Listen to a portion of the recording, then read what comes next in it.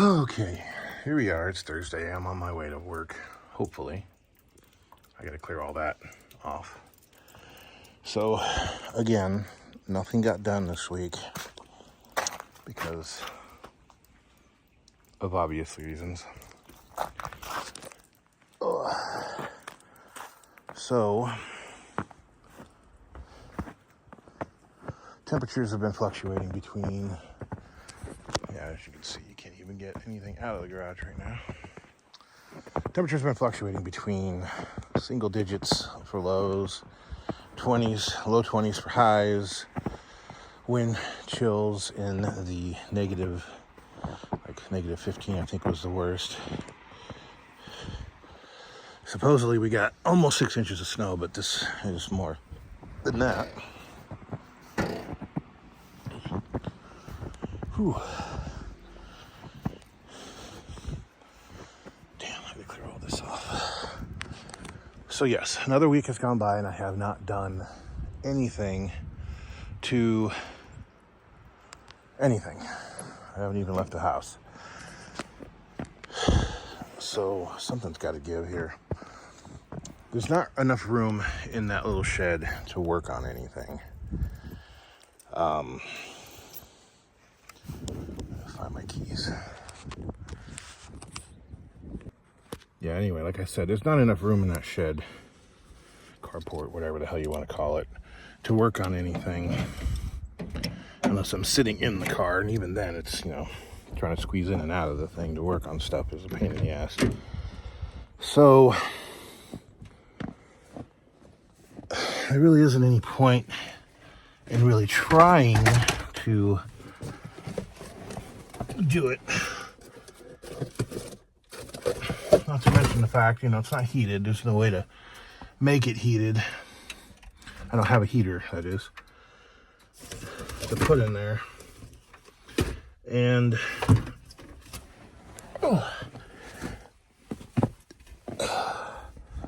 I forgot to take my meds. Anyway, yeah, so trying to work in that kind of conditions, there's some people that will do it without any problem, some people that can do it without any problem. Maybe I could force myself to do it for a day, which is about all I get. I'm not gonna do it. So with this next week, it's supposed to be in the mid to high 40s. I don't know what the wind's gonna be, but hopefully not bad, because wind chill is a real thing. God, I hope I get something done. This is really frustrating the hell out of me. I have kind of a schedule going of what I want to get done.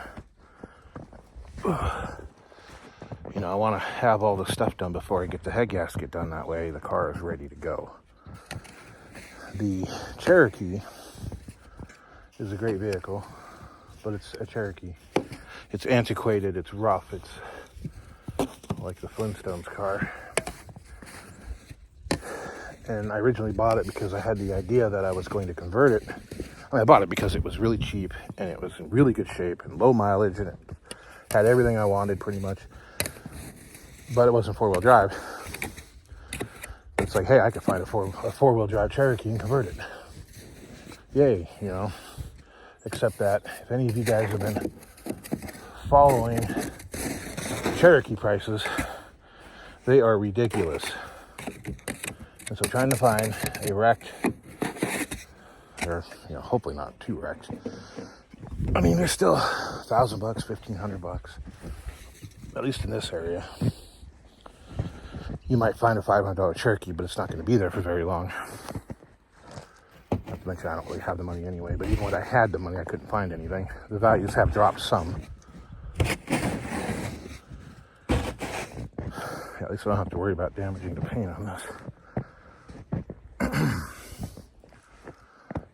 So Chrissy's been driving the Cherokee because the spaceship is finally in the shop getting the damage from the antelope fix that happened last summer when she went to Washington with it.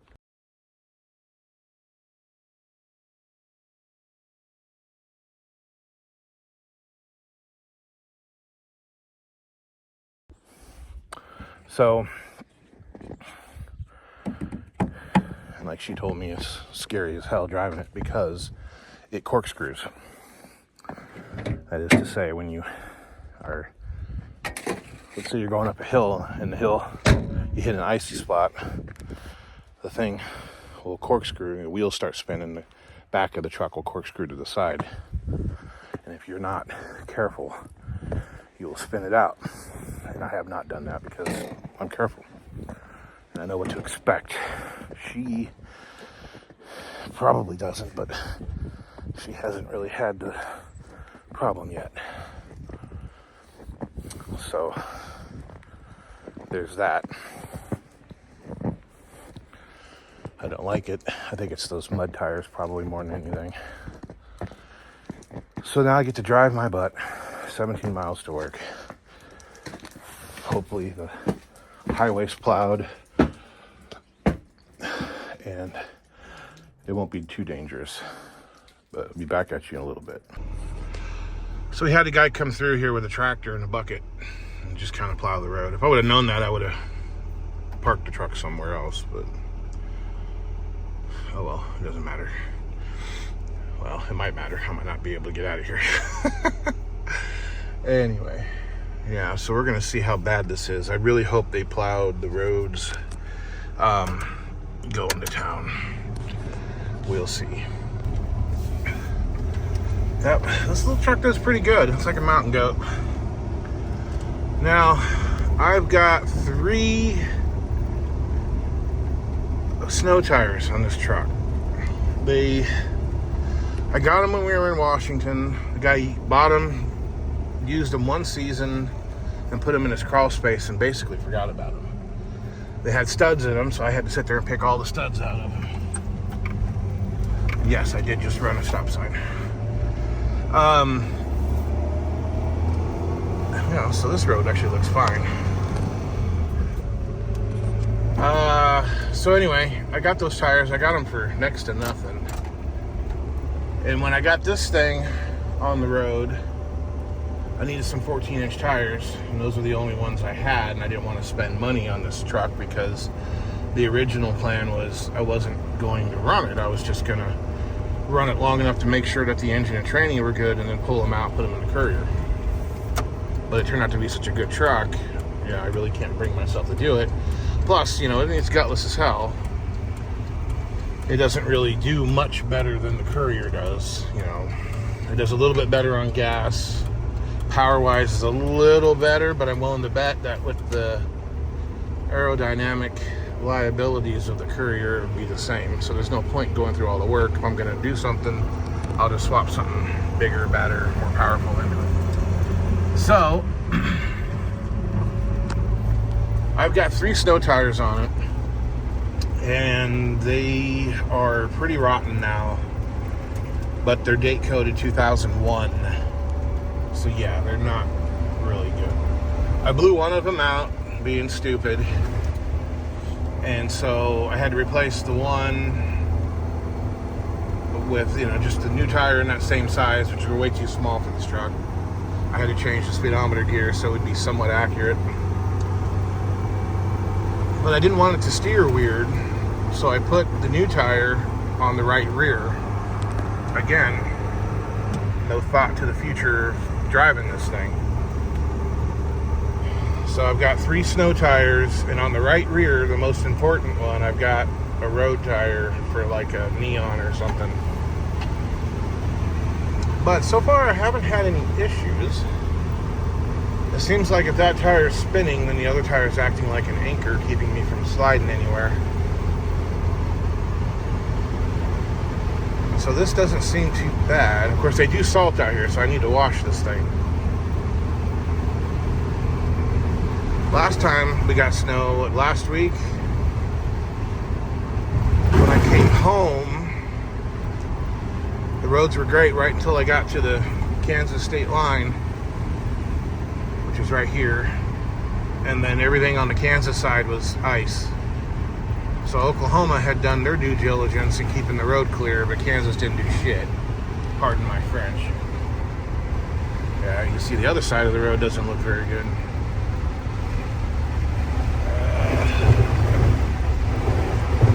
Okay, there we go. Gotta slow down a little bit.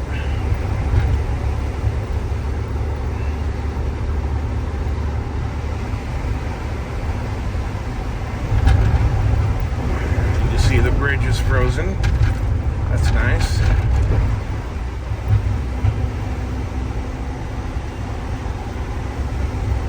I don't get in a hurry for anybody. I'm supposed to be at work right now, probably. Maybe 5-10 minutes ago. But like I told them, I didn't know how it was going to be getting to work. We got 11.5 inches of snow, 7 inches of snow. I don't have four-wheel drive, anything.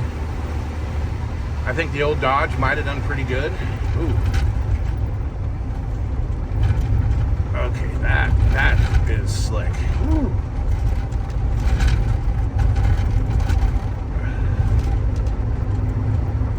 Yeah.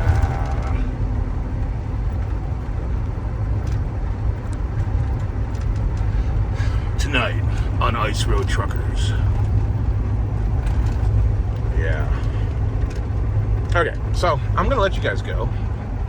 I'll pick it back up when the road clears. Well, it's one way to stay safe. Follow a semi-truck. He's going 30 miles an hour. So, we'll get there when we get there. I'm not in a hurry. I suppose I probably could have called in, but hopefully this crap melts off today, because trying to deal with these roads at night is going to be hell.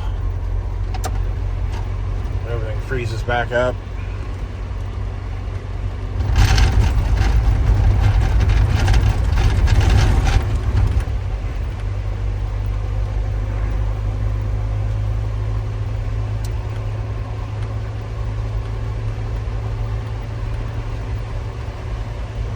Yep, we're going 35 now.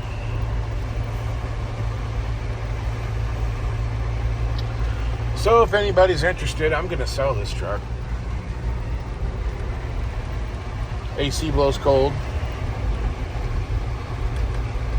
It's got 80,000 miles on it. Which honestly, it isn't that high, but with those small tires on there, the speedometer reads, it was reading 15 miles an hour fast. Now it's down to like 5, but it needs the right size tires on it. So, like, all of this little plasticky stuff needs to be replaced. You know, those things go rotten from it sitting. But this truck was parked in 1993. It was 10 years old. And it sat in a shop for 10 years, and then it got pushed out onto a sand dune for 20 years. And,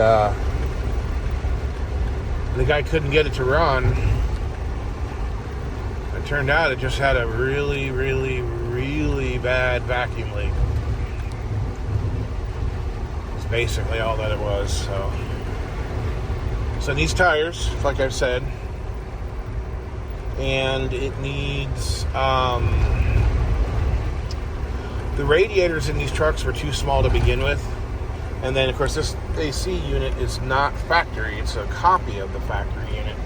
It's dealer installed. So, you take a radiator that's already too small for the task, and then you put a condenser in front of it, and now it's way too small. So this thing runs hot in the summertime, but it runs cold in the wintertime. Like, I've been on the road now for half an hour, and it is 35 degrees outside. And temperature is, what, 140? You know, I mean, I'll be halfway to work, 3/4 of the way to work or home, and then the heater just starts blowing warm. And so I put 2 or 3 thermostats in it thinking I just got bad ones, but I don't know what the hell's going on. I mean, the radiator's good. You know, well, the radiator's beat up, but it's not plugged up. I don't think it's plugged up. I just think it's too small. Obviously, if it was plugged up, it'd still be running at least normal temperature, if not creeping up there still. But it needs a radiator, needs tires, needs paint job. The only rust it's got is in the bed, where the inner fenders meet the floor. And if I decide to paint this thing, I will patch that. I'll cut them out, patch it. If you were going to C-notch this thing, you're going to cut that out anyway, so. It doesn't have any real big dents in it. It's never been wrecked seriously. The guy did slide down in a ditch and hit a tree stump, or a, you know, like not a big tree stump, like a sapling, but it was enough that it bent up the bottom of the fender, and he found a junkyard fender in silver. So, yeah, needs a seat. Does need a seat. I was thinking about just putting a set of buckets in it, but it's hard to fit bucket seats into one of these trucks. I did find some blue Fox body seats, so that would go in this thing nice. Well, we're up to 50. The roads are mostly melted here.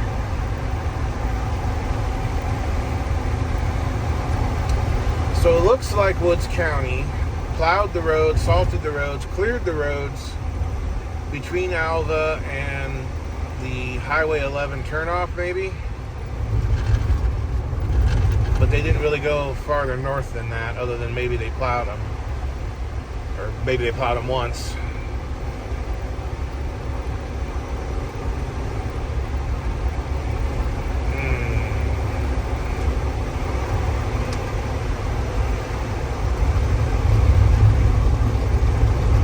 This is on the back side of the hill, so it doesn't get a whole lot of sun.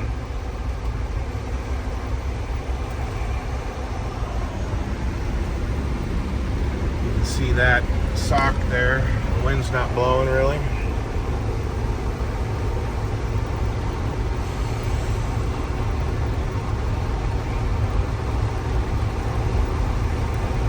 It's beginning to look a lot like this. I don't think that car's supposed to be there. Hey, you can't park there. You can't park there. I think I know that guy.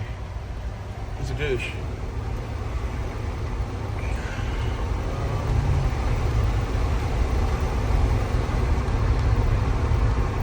But he's got a daughter, so it's a good thing he's still here then, I guess.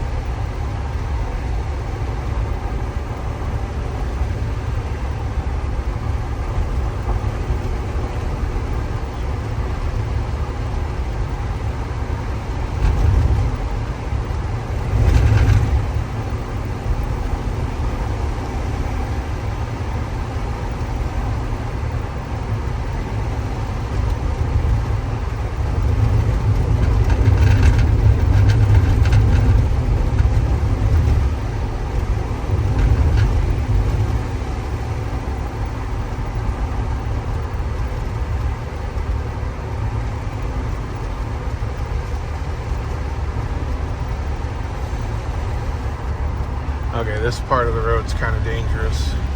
I have seen people crash in snowstorms. They'll come down this hill and let off the throttle and then lose traction, wreck.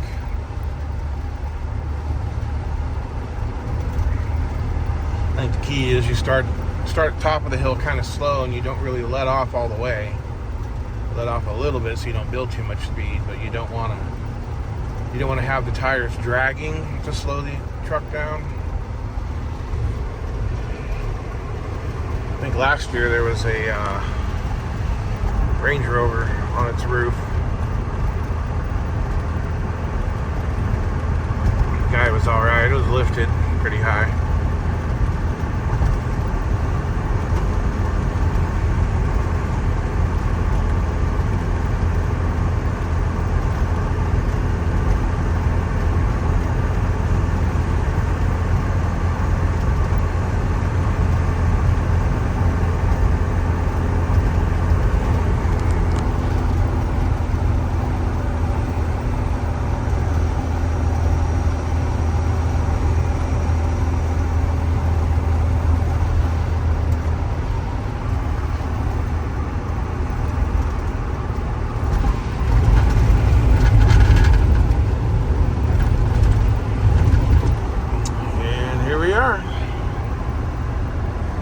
This is the wonderful town of Alva, Oklahoma we're coming into.